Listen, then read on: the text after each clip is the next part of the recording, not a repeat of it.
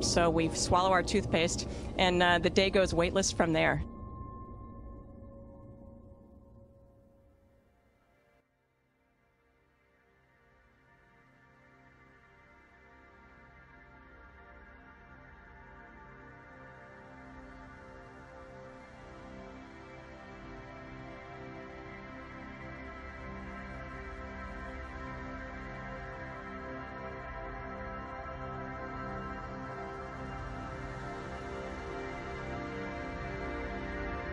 As you have seen, when we are finished brushing our teeth, we can't use water to spoon our mouth. So we just get rid of the toothpaste in a small cup like this, which of course after a while we exchange. And then we use a little bit of water again to clean our spitting. That's going to be a problem. So we swallow our toothpaste, we swallow our toothpaste, we swallow our toothpaste, swallow our toothpaste. So we just get rid of the toothpaste in a small cup like this.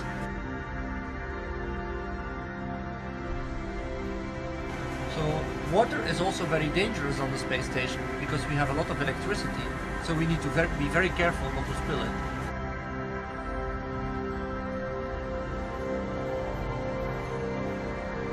I'm curious, because I know you have kids at home, how do you stay close to your kids?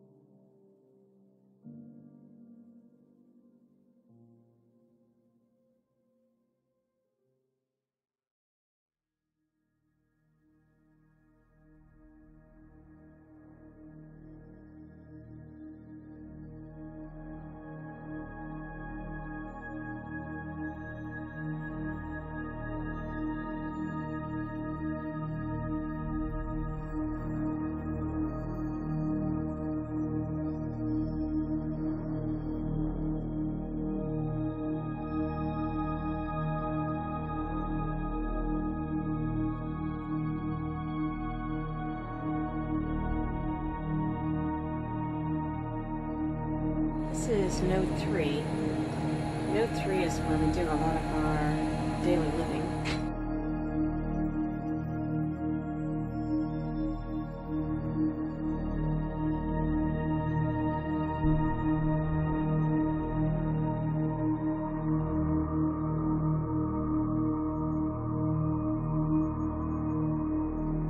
This is node 3.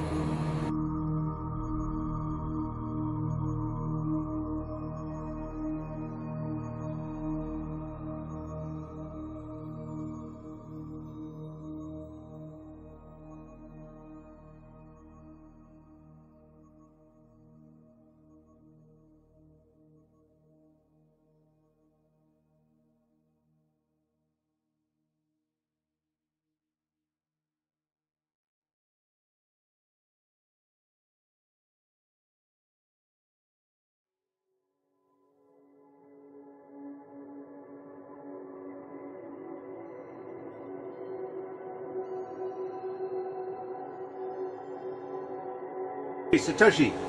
Hey. Hey, have you seen Ron? No idea. Well, I saw him hitting the Russian segment. Going to the Russian segment. Okay. Okay. I'll look down there. Thank you very much. You're welcome. Okay. I wonder why he's down there. Stopped off for coffee with buddies down there. Okay. Hey, привет. Привет! Hi!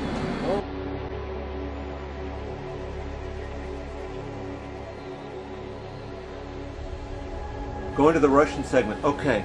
Okay. I'll look down there. Thank you very much. You're welcome. Okay. I wonder why he's down there.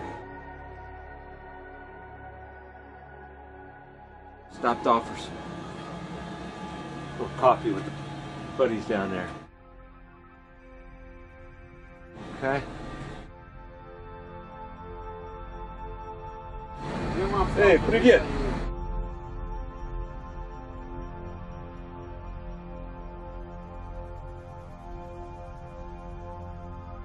Station, this is Seven Oaks and Nick Patrick here with about 450 very excited students.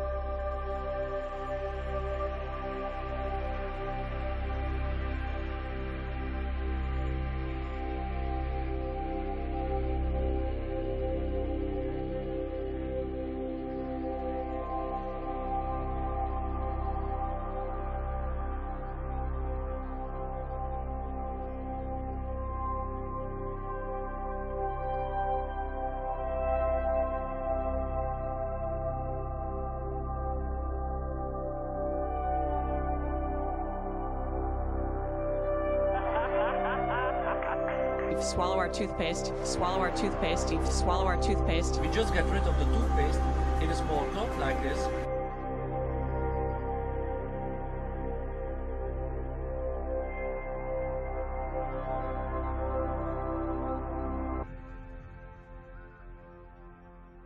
Colleen Thomas is a home health administrator turned physicist who specializes in the science of creation.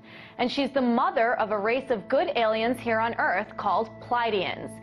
Colleen, thanks so much for joining me. First of all, tell me what you know about what happened with that supposed missile. I got in my ear, as it were, as I was sleeping, that it was a missile fire, President Obama trying to start a war with Iran. The Pleiadians downed the missile harmlessly at sea, and then last night from San Diego, our government fired another ICBM at the Pleiadians this time. But the Pleiadians ships are able to change density and do all kinds of things that these guys on this planet have never imagined. And a rocket could pass right through them and not harm them. And plus, they can outrun it too if they wanted to just get out of the way. But it's really kind of silly to think that we can take on a race that's been around for many, many, many millions of eons longer than the reptilians. Why would President Obama want to fire an ICBM at the Pleiadians? Because they're here to rescue the human beings who are being enslaved on this planet and forced into a paradigm of a super oligarchy that favors the Bilderberg Group and the Illuminati and is completely and utterly without any conscience towards the human beings whatsoever. They poison us deliberately in order for us to have to buy pharmaceuticals so that they can string our miserable little lives along on pharmaceuticals for the rest of our, aging days. There's no need for us to be in the kind of physical condition that we are in. But they put chemtrails in collusion with BP, British Petroleum. They put chemicals in jet fuel, and those chemicals end up getting sprayed in these minute particulates that rain down on our food, on our crops, and in our water. There's lithium in those chemtrails. There's also fluoride and a lot of other heavy metals that are dispersed in the air as chaff, so that the American government can talk to one another militarily without being listened in upon by other foreign countries. A recession, there's talk about China surpassing us in the economy. I'm curious what the Pleiadians have to say about all of those issues too. They are working towards the peace of this planet and towards eradicating us of our draconian reptilian infestation. China actually fired an EMP weapon in the Pacific Ocean last night. Its target was an American warship full of fighter planes, and it was on its way towards China and up to absolutely no good whatsoever. So China disabled the ship with an EMP weapon. We spent most of the night last night evacuating everybody that was on that ship off because it was completely dead. No electronics whatsoever survived the EMP pulse. Wow, well, it sounds like you've had your hands full these days. You've been very busy, and the Pleiadians definitely sound like they have an interesting analysis on what's going on here in the United States and across the world. Colleen Thomas, a home health administrator, I really appreciate your time with us. Thank you so much.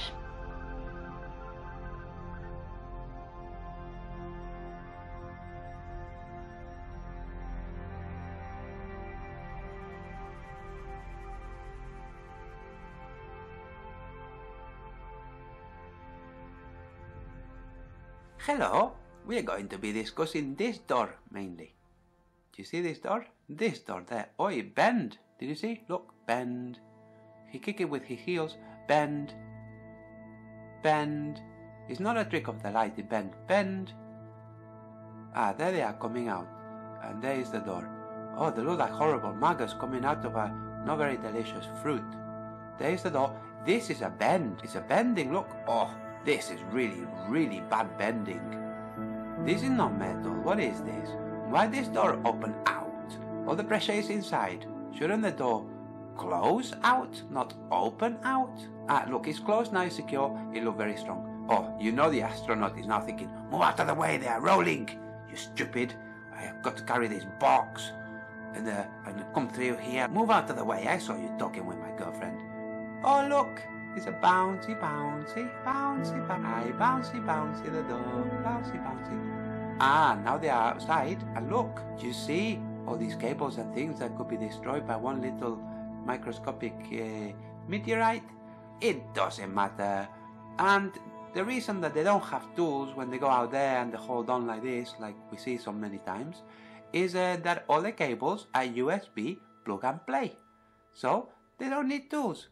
You see, you have things everywhere and looking complicated, like what is this on top of the door? This complicated thing there. This must be very important or it would not be there. Ah, there is the curve of the Earth. Now we can all relax because the world is a globe, and we know that is for true because they show it to us on TV. So, no more questions. Everybody go back to bed. Everything is okay because they show it on TV. But there they are again. So you see, say NASA, and they have the American flag on the shoulder. Some people that are Americans must be very embarrassed about this. But other people who are American will not be embarrassed because they have nothing to do with it. They think it's all a show.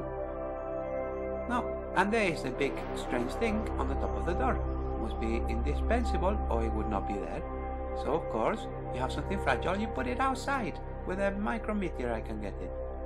And there is the globe. We can all breathe a sigh of desperate relief because we know that we're on a globe spinning and everything they tell us is true. Oh, thank goodness for that. Bye.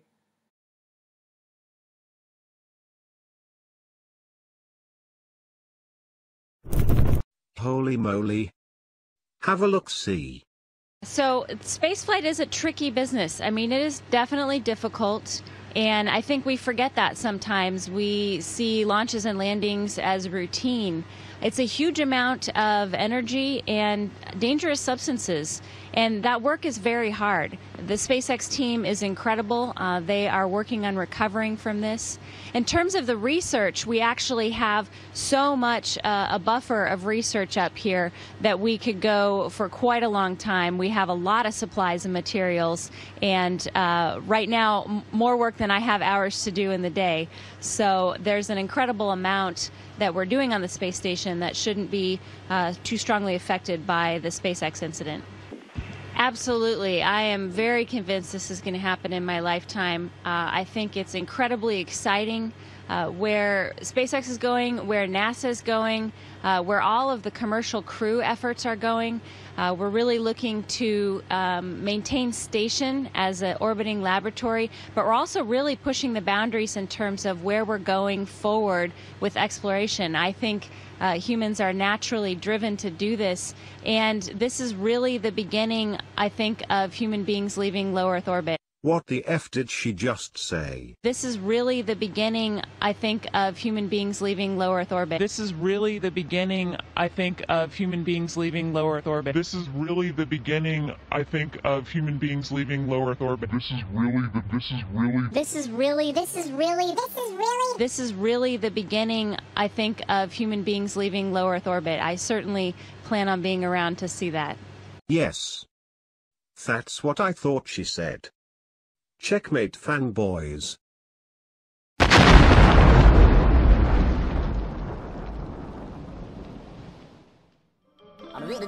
That's all, folks. Due to irritating language, some viewers may find this video disturbing. Not like we give a fuck though, just always wanted to say that. Cheers. Hello. I'm British Harry. This short film will display just how foolish and diluted people have become. This is how NASA tells us astronauts travel to the ISS. Now, let's have a look-see at the childish bullshit NASA pulls. Launch command has been issued. 8, 7, 6, 5, 4, 3, 2, 1.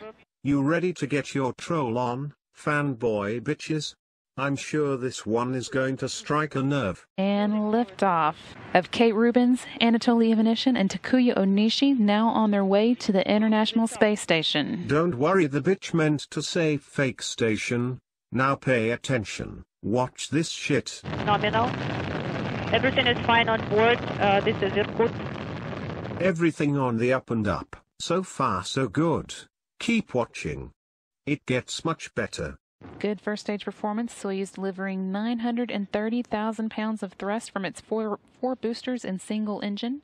The first stage of the Soyuz measured 68 feet in length and 24 feet in diameter, and it burns liquid fuel for the first 2 minutes and 6 seconds of flight. Stabilization is performing as planned. Everything is fine on board. You lying bitch. You can clearly see that rocket is heading back down to Earth. 1 minute now into today's flight of the Soyuz MS-01. Are you fucking joking? You bloody little cunt. Velocity of the vehicle is now at 1,100 miles per hour. Is nominal. We are fine and everything is good on board. Yes, I bet everything is good in the studio. I bet 10 to 1 these sorcerers cut to a fucking different scene. Who's in? Who wants to bet me? They pull their fucking bullshit. A minute and a half into the day's flight, everything looking good on board the Soyuz. I fucking knew it. 90 seconds. View here of the crew inside the Soyuz looking at Anatoly Ivanishin and Takuya Onishi. Not seen here, but sitting next to them is Kate Rubins. I can't believe this bullshit. You cocksucking, motherfucking, son of a bitches. I knew it.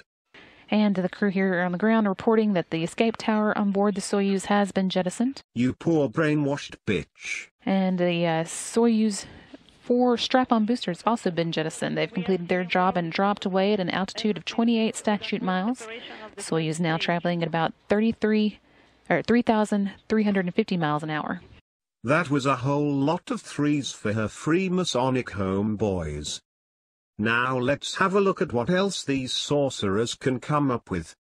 I find it rather interesting. They expect grown adults not to know the difference between real life and cartoons. 150 seconds into the flight, second stage thrusters are functioning nominally. Everything is good. Team here on the ground reporting that the launch shroud has also been jettisoned now. The rocket's altitude is 48 miles high. I mean, I'm not even a real person. I'm just a fucking generated voice, and even I can see through this bullshit. 3 minutes and 3 seconds into the flight, everything's still going well. The Soyuz traveling at a speed of about 4,700 miles an hour. Yeah, sure it is, bitch. Look at the fucking window. They are not even really fucking moving. Who are you trying to fool? Soyuz core stage performing as expected. We are watching flight engineer. Core stage of Soyuz is 56 feet in length, 13.5 feet in diameter, and it has a single engine with 4 fuel chambers providing between 178,000 and 222,601 pounds of thrust for its 3 minutes and 28 seconds of operation. The stage will continue to burn until 4 minute and 43 second mark. Soyuz uses what's called a hot stage technique. The third stage will ignite while the second stage is still burning. This is why the Soyuz has an open area in between the second and third stages. I would like to stick my second and third stage in your open area, you bloody cunt. 4 minutes now into the flight, everything continuing to go as planned as the Soyuz begins making its way towards the International Space Station. Yes, congratulations, you have a world full of brain-dead son of a bitches fooled. Everything going as planned. 250 seconds into the flight. Your pitch and roll are nominal. We are feeling fine. That window looks like my washing machine. Oh look, some more of the burning stick cartoon. I mean really, America, how the fuck do we still fall for this shit? How the fuck do we still let them get away with this malarkey? Sodium fluoride is the best answer I seem to come up with.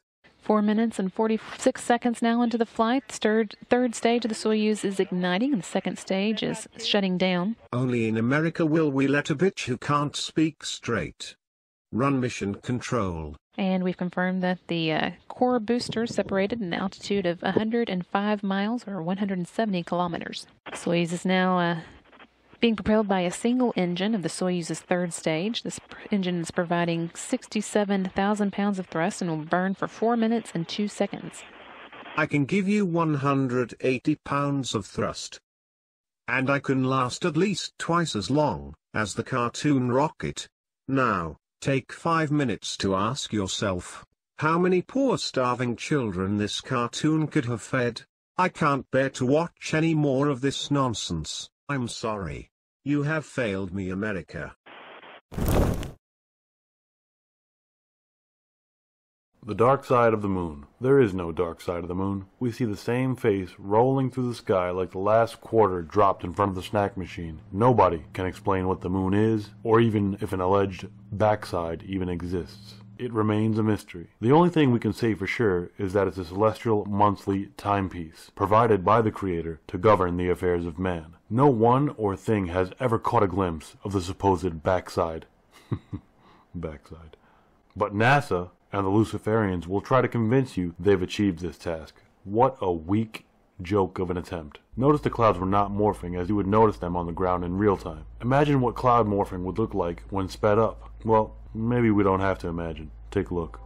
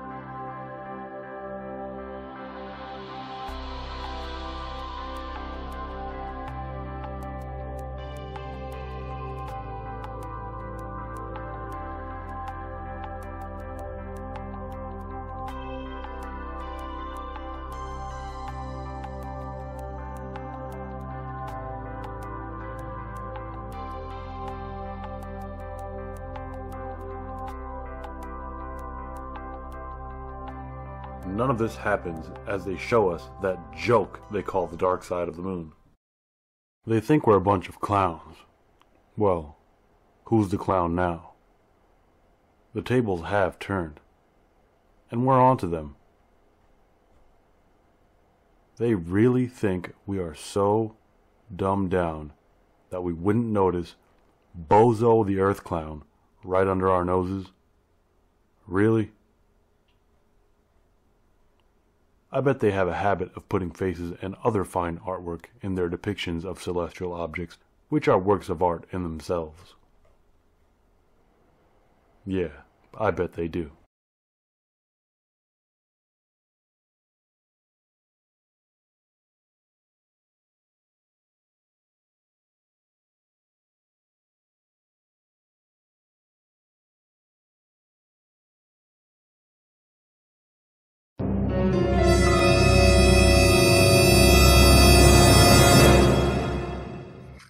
I figured out the message.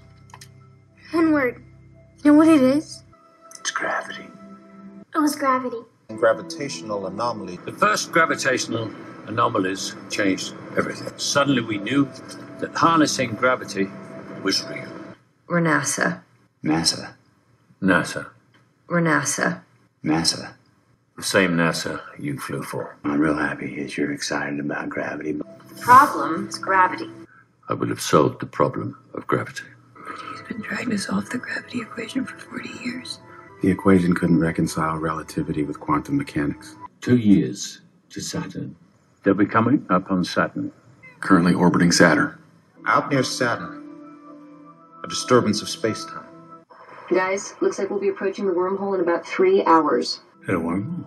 That's the wormhole. So a wormhole bends space like this, so you can take a shortcut through a higher dimension. It's a sphere. Well, of course it is. What you thought it would just be a hole. What's a circle in 3 dimensions? Sphere. If a black hole is an oyster, then the singularity is the pearl inside. The gravity's so strong, it's always hidden in darkness. Singularity. Yeah, we'd solve gravity. The tidal gravity is so quick that something crossing the horizon fast. It's what we call a gentle singularity. Oh, we have to shed the weight to escape the gravity. Push us out of the black hole's gravity. And the black hole that big has a huge gravitational pull. Get sucked right into that black hole. The gravity on that planet will slow our clock compared to Earth's drastically. Every hour we spend on that planet will be 7 years back on Earth. That's relativity, folks. but you knew about relativity. Oh, neither one of us have time to worry about relativity right now, Dr. Brand. Time is relative, okay? It can stretch and it can squeeze, but it can't run backwards. I could use the time to research gravity. The only thing that can move across dimensions like time is gravity. To escape the gravity. Ah, the turbulence in the gravity is increasing. Gravity.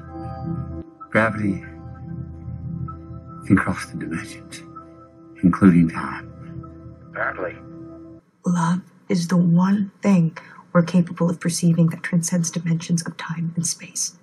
Evolution has yet to transcend that simple barrier. Accident is the first building block of evolution, but when you're orbiting a black hole, not enough can happen. It sucks in asteroids and comets, other events which would otherwise reach you. Do you have the quantum data? But something sent you here. They chose you. Well, who's they? They. And whoever they are, they appear to be looking out for us. Who's they? They chose me. The beings that led us here. They communicate through gravity, right?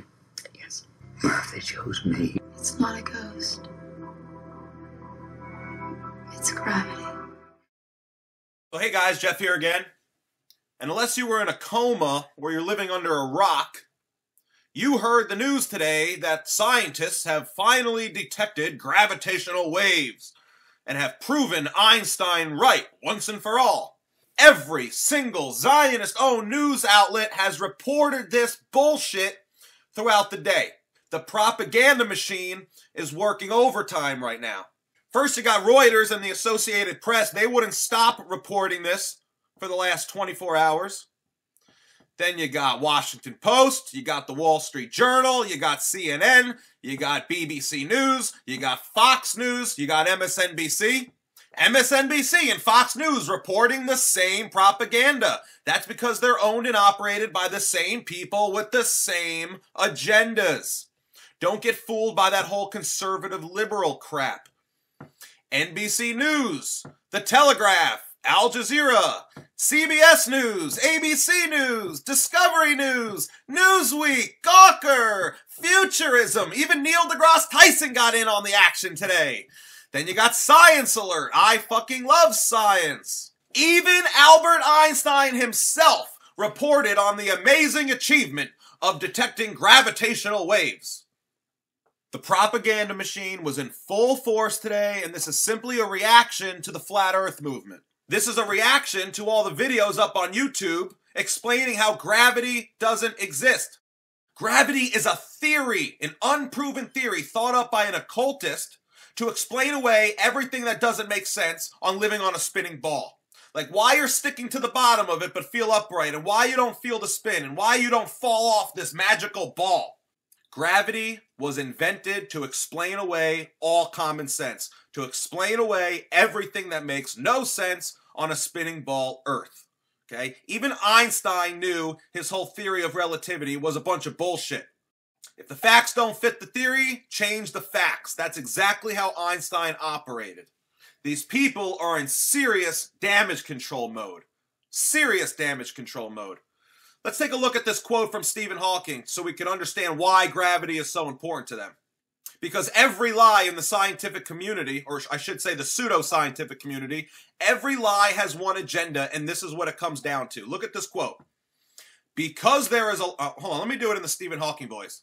Because there is a law such as gravity, the universe can and will create itself from nothing. Is the agenda becoming more clear? All the lies that come out of the scientific community all serve one agenda, and that's removing God from creation. Okay? Gravity is the false god of this false science.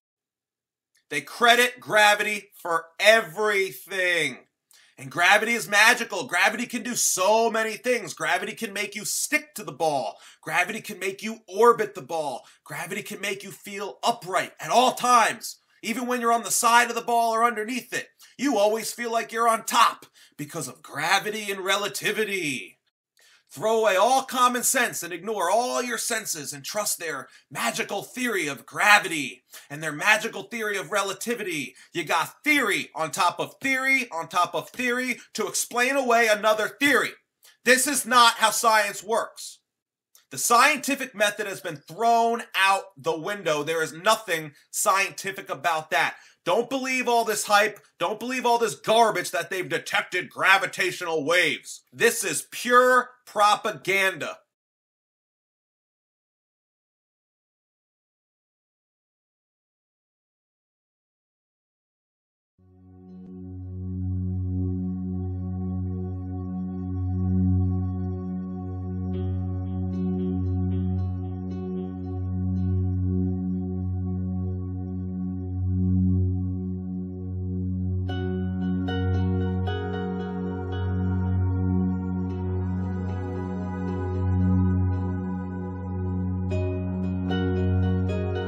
Whilst in flight and for the duration of any stay on the lunar surface, the Apollo astronauts would have been totally at the mercy of unpredictable solar particle events.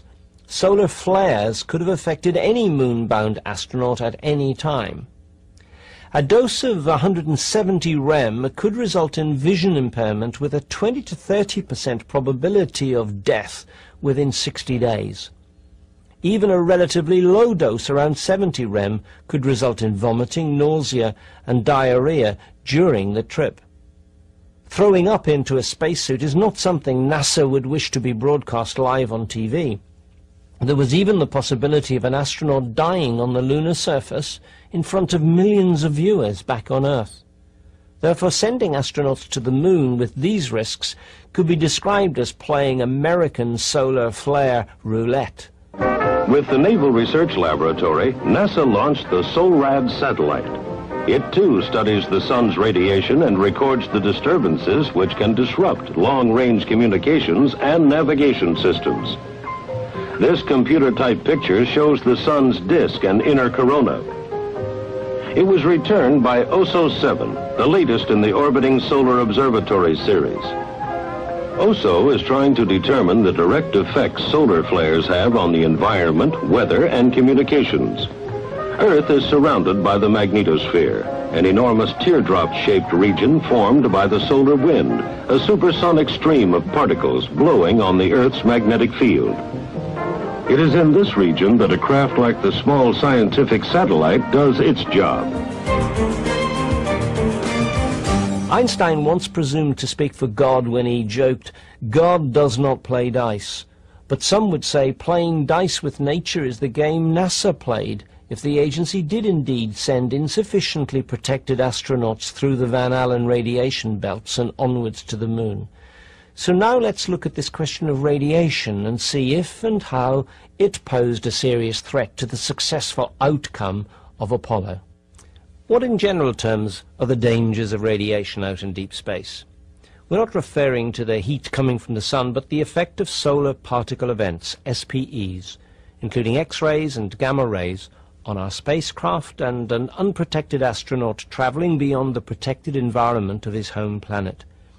What actually happens when an astronaut leaves the Earth for the moon?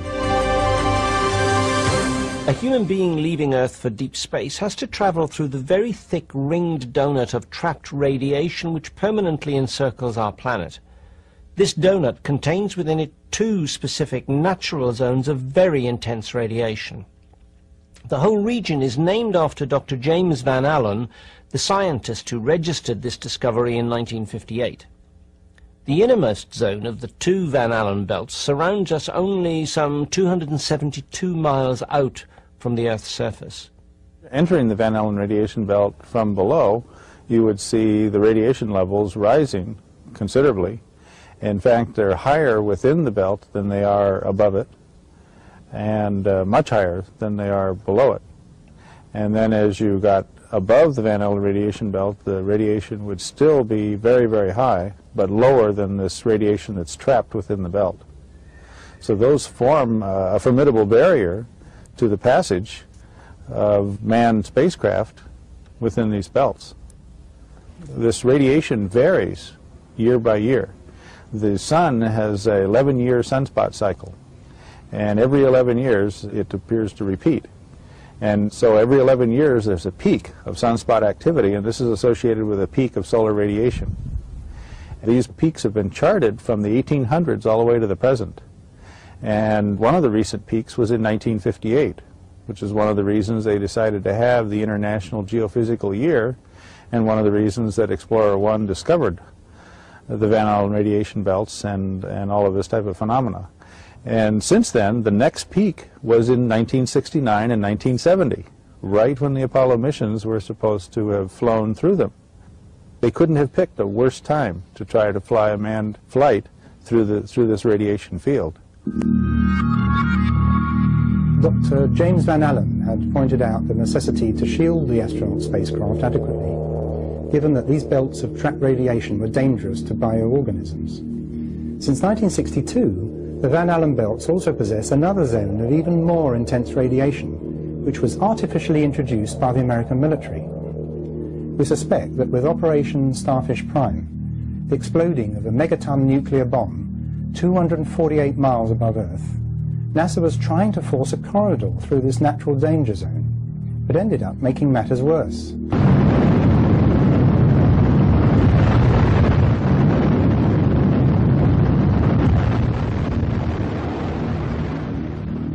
Astronomer Sir Bernard Lovell stated at the time that the effects of this explosion were cataclysmic, both here on Earth and out in space.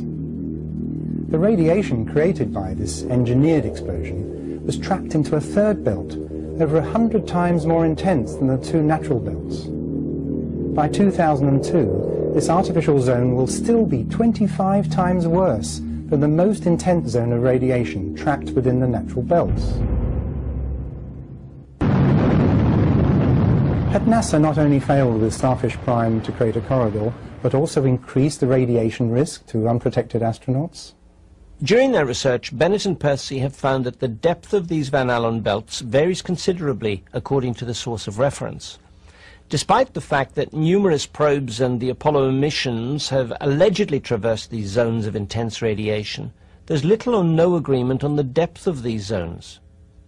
James Van Allen stated that they're at least 64,000 miles deep, whereas NASA claims they're only about 24,000 miles deep. Less depth equals less travel time through this danger zone, and as NASA maintains that the Earth-Moon round trip would involve just about 2 hours in the belts, the agency could, and did, just about avoid the issue of spacecraft shielding by asserting that this was too short a time to be of any real danger to its astronauts. Such a claim is rather like believing that rain will wet you less if you run through it. In reality, whether you move slowly or quickly through rain, you'll tend to get equally as wet. And so it is with radiation, except that with radiation you cannot dry off and return to the state you were before you were irradiated. Radiation is present throughout deep space and alters everything that it comes into contact with. It becomes a part of any bioorganism. Our research findings suggest that firstly, on a return journey to the Moon or Mars, an astronaut would spend around 4 hours within the trapped radiation of the Van Allen belts.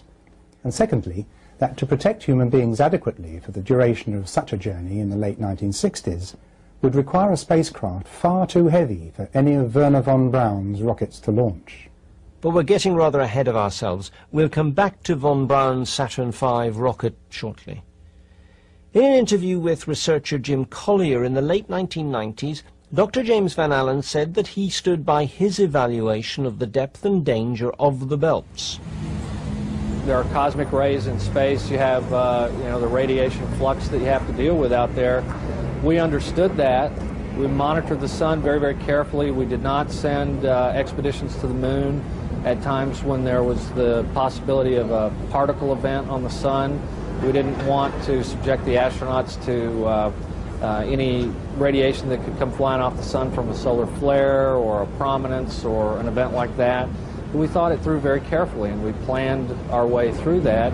NASA would have us believe that to send its astronauts through space at the height of solar activity was a matter entirely under its control. But it's impossible even today to predict when debilitating solar flares are going to occur. Predicting earthquakes is virtually impossible too. This is the aftermath of the Turkish 1999 quake that came with no warning. And again, the Taiwanese 1999 earthquake. So if the prediction of solar particle events is impossible, what were the means of protecting a crew when travelling through deep space in an unshielded, thin-walled rocket ship? You could use propellant, structure, other parts of the craft, the heat shield. You would design it so that you would maximize the amount of material between you and the sun for the flight, but try to avoid carrying any material just for the sake of the shielding. It would serve a dual purpose. With aluminium shielding, it's accepted that the minimum requirement is a thickness of 10 centimeters all around the craft. Was there any attempt to provide such protection? No. The walls of the craft were made as thin and light as possible. The Apollo capsule itself was made unusually thin. In fact, they couldn't even initially carry enough air inside to be the equivalent to sea level air pressure. They ran it at reduced pressure in order to be able to make the walls thinner.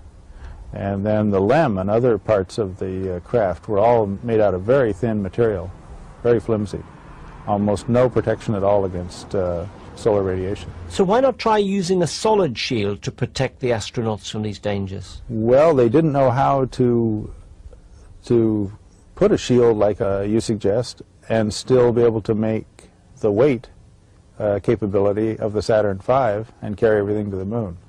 I believe that Wernher von Braun's team was basically assigned the task of designing a rocket that theoretically could take men to the moon if everything worked and if there were no substantial solar radiation. But the kind of rocket that they would have had to have in order to take people to the moon, taking into account solar radiation, would have been a much more massive vehicle, and they just decided that this was not something that they needed to deal with. They would just tell everybody that the radiation was okay.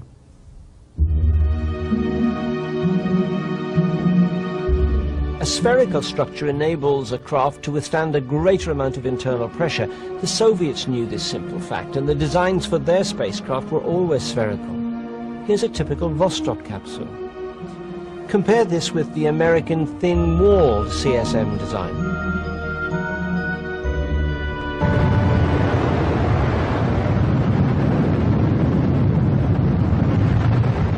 If NASA didn't know how to protect astronauts from radiation in deep space, it had not been for the want of trying.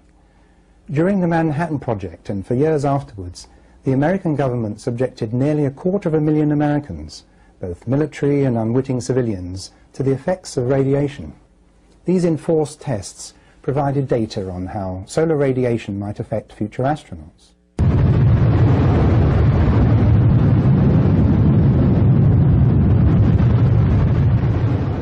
During the experimental detonations of atomic bombs, American military personnel were ordered to walk towards ground zero, totally unprotected. They were ordered to walk straight into the radiation zone, so that their masters could acquire an extensive information base relating to the injuries and damage caused to human tissue by those in close proximity to this radiation.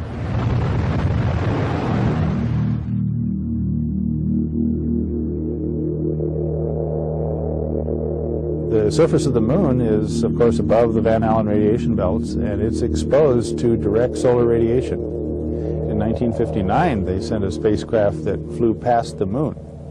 So that spacecraft could easily have contained, that one or others that followed it, could easily have contained instruments that showed them how lethal the radiation was. You don't need live animals to prove that something can't live out there. You can just send instruments that will show you that the radiation is beyond what can be withstood by animals or humans.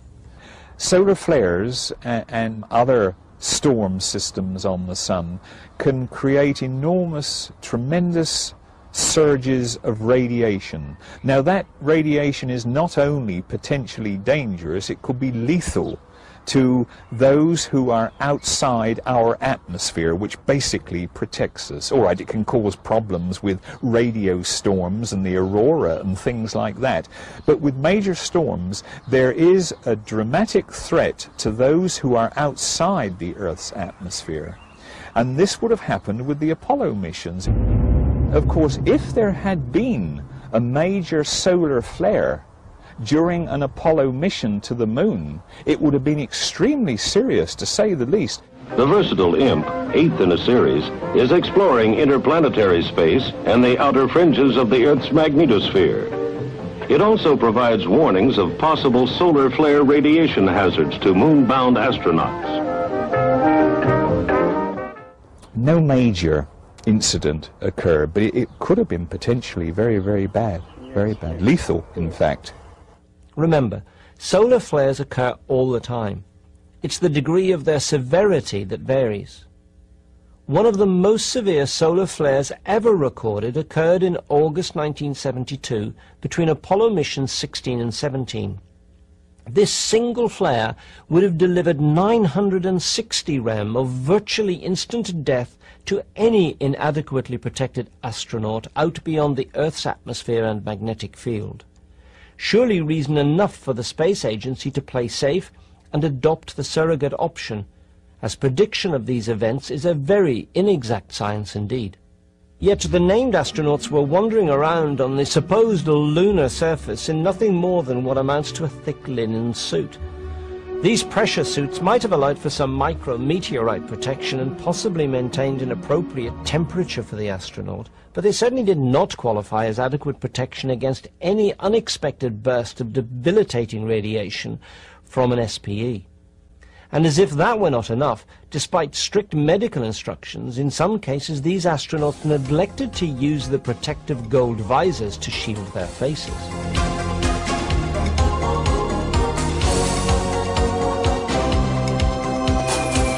Whether this was whistleblowing or sheer arrogance, it is certainly another example of inconsistency in the record, over and beyond that of image manipulation. Forgetting the astronauts for a moment, what indeed could this solar radiation do to the images? We know, for example, how X-rays can affect film on Earth, and we know how the photographs of the damaged Chernobyl nuclear power station were badly fogged from radiation. You have an enormous amount of radiation in space, and potentially it affects film, of course, and of course, as you will well know, its prime effect is on contrast. We took a latent image recorded on the film of a color test chart and exposed it to 8 MeV X-rays. The lowest radiation dose we applied to the film was 25 rem. The latent image, if it hadn't been subjected to radiation, would look like this: a good quality, high contrast, color transparency. After exposure to the 25 rem radiation, the image is almost entirely obliterated. This means, in my estimation, a dose as little as 5 rem would seriously undermine the transparency. It would look significantly fogged. It would be a very thin image. If you look at the results, top quality duplicates, you can see that there appears to be no effect whatsoever. It never got to the stage where I heard, at least, that a film had been badly affected by temperature or the pressure differentiation or radiation. I would expect to see on the transparencies evidence of small bright dots where a high-velocity nuclear particle had impinged on that film. I have no evidence whatsoever that this has occurred. The good place to look for it is on the regions of the film which haven't been exposed in the camera, the black spaces, as it were, between the frames. We're protected on Earth by a nice thick atmosphere, and that combined with the magnetic field keep these ionizing particles away from us, on film of course. In space you're not offered that protection. To prevent an ionizing particle, well, very energetic particles that you get in space, from damaging the film, you would need a significant thickness of lead protecting that film. So if the film exhibited no signs of radiation damage, then surely the camera itself must have been protected. Was the Hasselblad lunar surface camera shielded from radiation? Well, the original ones were not protected at all. The ones they brought to the lunar surface were painted silver. The temperature, of course, is very, very extreme on the lunar surface. In the sunlight you could be easily as high as about 200 degrees Fahrenheit, and of course in shadow areas and prolonged shadow you could be in minus quantities. As far as I know, they had no trouble with overheating of the film, and I think it worked for them, because I didn't hear any complaints about the film getting too warm. On the other hand, they might have had some trouble if the film got too cold, because then it cracked. Would any of the problems cited have anything at all to do with Kodak's strange reticence to capitalize commercially on the film used for the lunar surface photography? Although various films were tried by NASA, to all intents and purposes it was only Kodak film which was used during Project Apollo. And I think, and one understands it, I think that the corporate management in Rochester was concerned about a monopoly situation. I think that was the reason, you know, and it's sad in some ways because there was an enormous amount could be made of the fact that it was Kodak film being used. Okay, let's see, how do I do this? It's 11 at 74. Click. Click. There's the tab. Okay. Click. Click. Click. Okay, Tony, do you want me to change the mags on the 16? It's about empty. Click. That's affirmative. Per second runs it through there. Right, go ahead. Okay, will do. Should be mag R. Okay. Click. Okay. Man, if I get this top of this and that picture, it's going to be a miracle. Click. Okay, Tony, during this pan, I've moved about 2 feet downslope, so I don't know what things are going to match up too well or not. We'll make it work. And if both the film and camera had problems with heat and cold, then how did the astronauts themselves stay cool? It was the job of the life support system, the PLIS, to regulate the body temperatures. How did that backpack actually keep an astronaut cool and likewise warm when they were working in the cold of the shadow areas?